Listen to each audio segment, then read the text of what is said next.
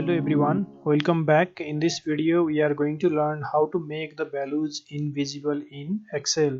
Here in this example I have the department wise sales revenue plan and the budget plan.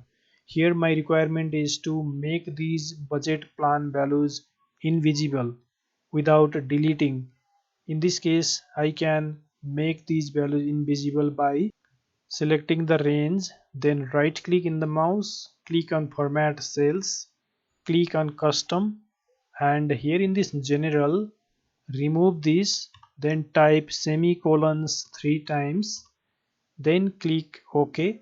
Now the values gets invisible, but when you click on the cell it is visible in the formula bar. The value is only getting invisible, but it still exists in the cell. If you want to get it back, you can simply select the range, click on the home tab, then here in the formatting option choose this general format, then you will get your values back.